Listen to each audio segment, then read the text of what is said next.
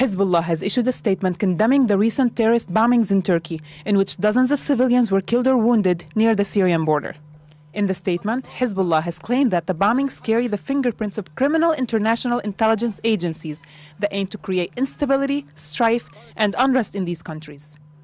There is a clear fingerprint of international intelligence members, meaning 2 weeks before the bombing, a Turkish human rights committee went to Reyhaniya town, and opposition Republican People's Party members said that the armed groups that are between Syrian refugees in Reyhaniya and all parts of the Iskenderun region received orders and is controlled by the Israeli Mossad in order to expand the rift between Turkish citizens and the refugees on one hand and the Alawites and Sunnis on the other hand.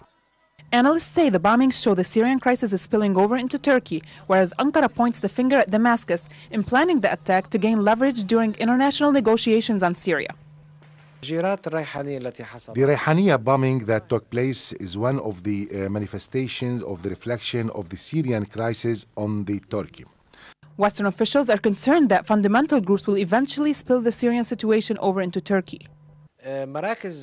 American research centers recently issued several reports supervised and written by former American ambassadors in Turkey who warned about the role of Turkey in embracing fundamentalists, including the Nusra, on Turkish land. They said that these groups would benefit out of Turkey's infrastructure to implement operations different than the ones performed in Syria. The resistance movement also called for unity efforts to fight terrorism that targets innocent civilians, offering its condolences and sympathy to the Turkish people and the families of the victims. Committed to military operations against Israel and preserving Lebanon's sovereignty, Hezbollah's main concern today is containing al-Nusra Group's aggression on the Lebanese-Syrian borders. Eliana Al-Khamisi, Press TV, Beirut.